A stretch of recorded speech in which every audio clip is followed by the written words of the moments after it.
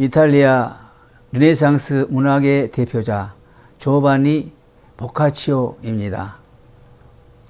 보카치오는 단테, 페트라르카와 함께 이탈리아 문학의 3대 거장으로 꼽히는 인물로 이탈리아 르네상스 문학을 대표합니다.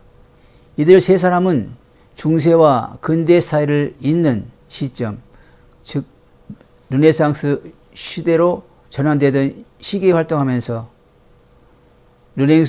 르네상스 인문주의 토대를 마련했다고 평가됩니다.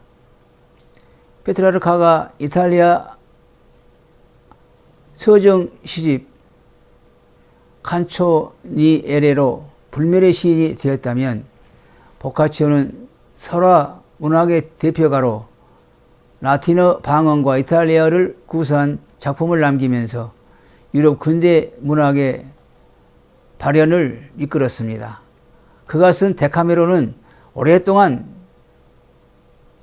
산문의 본보기로 일컬어졌으며 이 작품의 사실주의는 형식과 내용 측면에서 문학을 새로이 정의하게 만들면서 근대 소설의 성구로 칭해집니다. 조바니 보카치오는 1313년경 상인이자 은행가인 보카치노 디 켈로노의 사생아로 태어났습니다. 태어난 곳에 대해서는 아버지 켈리노의 당시 행적에 따라 피렌체라고 합니다.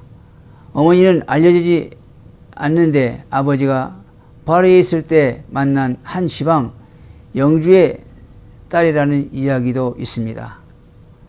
서자였음에도 부유한 아버지의 보살핌 아래 자랐으며 그가 7세 때 계모로 들어온 마르돌리에게도 사랑받고 컸습니다. 그는 마르게르타를 일컬어 자신의 삶에서 믿을 만한 존재였다고 말하기도 합니다. 어린 시절 가정교사로부터 고전을 배웠으며 14세 때부터 아버지의 일을 물려받고 아버지의 기반 중 하나였던 나폴리의 바르디가 은행에서 금융과 교역 일을 배웠습니다. 그러나 어린 시절 탄테에 심취했던 가정교사의 영향으로 그는 탄테 같은 위대한 문인이 되고자 했으며 평생토록 탄테의 영향 아래 글을 썼습니다. 그는 말년에 탄테의 전기를 집필하기도 하고 피렌체의 교회에서 신곡을 강의하기도 할 정도였습니다. 때문에 보카치오는 금융이나 회계에는 전혀 관심이 없었고 나폴리에서 저로 아르티니 등 화가와 작가, 학자들과 어울리며 사교 생활에만 몰두했습니다. 아들이 상업의 소질이 없다는 것을 깨달은 아버지는 이번에는 법률을 공부시키고자 나폴리 대학에 보냈습니다. 나폴리 왕 르베르토 왕궁에 드나들면서 14세기 이탈리아 궁정문화 및 궁정문학 양식을 습득하게 했습니다. 이때 페트라르카와 시를 접하고 이후 일생 그를 자신의 문학적 스승으로 삼습니다.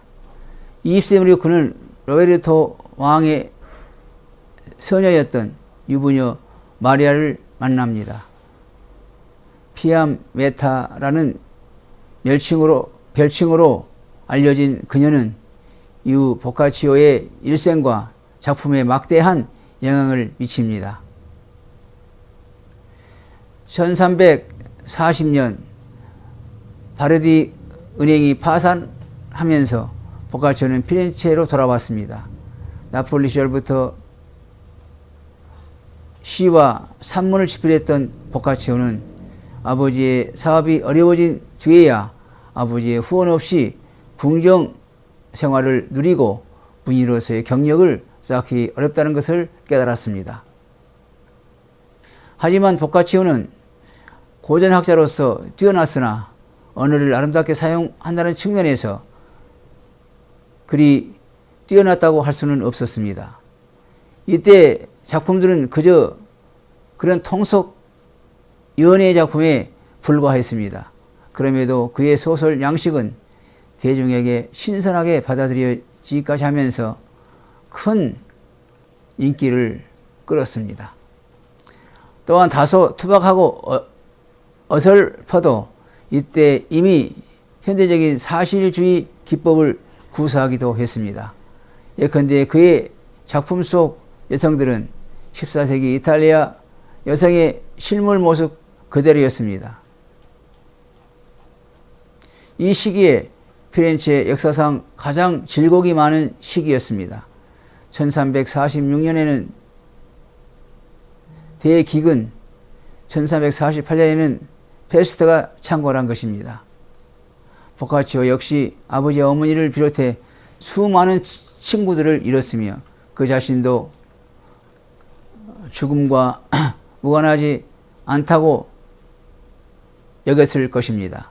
그러면서 그는 기사와 숙녀의 연애담이 아닌 인간에 대한 이야기를 창작하는 방향으로 선회하기 시작했습니다. 단테의 신곡에 비견되며 인곡으로도 일컬어지는 데카메론은 페스트 창골 이듬해부터 집필을 시작하여 1353년에 완성했습니다. 데카메론은 사람이라면 누구나 비탄에 빠진 사람들을 동정할 줄 알아야 한다며 페스트가 퍼진 피렌체 풍경을 묘사하면서 시작합니다. 문체 역시 이에 맞추어 격조 높은 산문체가 아니라 사실적이고 평범한 문체를 사용하고 있습니다. 19세기 이탈리아 문해평론가 프란체스코 데 싱크리티스는 데카메론을 일컬어 문학적 대이변이라고 일컬었습니다. 복잡한 운문 형식으로 신의 거대한 세계를 쌓아올린 탄테와 달리 보카치오는 사실적인 언어로 현실 세계에 근거한 인간의 희노애락을 다루며 중세의 신적이고 이상주의적인 문학 양식에서 벗어났기 때문입니다.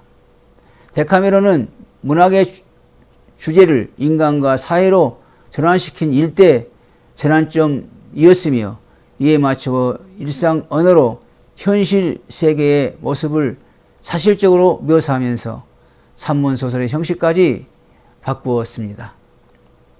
즉 근대 소설이 탄생될 장을 마련한 것입니다. 또한 많은 문학작품들이 라틴어로 쓰이고 이탈리아어로는 속어로 되던 시기에 그는 이 작품을 이탈리아어로 쓰면서 이탈리아 문학의 지평을 열었습니다. 데카메론은 인문주의 이상이 만연하던 당시에 저속성으로 말미암아 냉담한 평가를 받았지만 일반 서민에게는 큰 인기를 끌었습니다.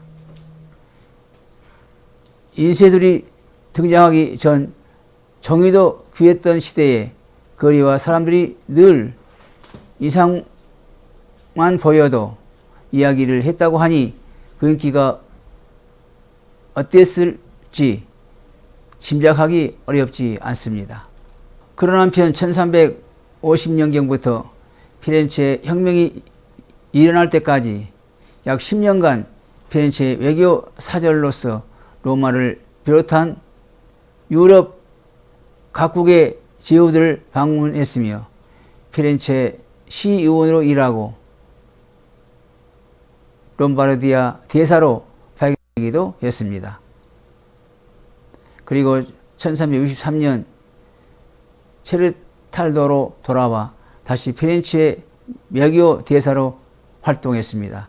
1370년부터는 건강이 악화되어 정치 생활 및 사교 생활을 그만두고 체르탈도에서 응거하다가 1475년 12월 21일 숨을 거두었습니다. 들어주셔서 감사합니다.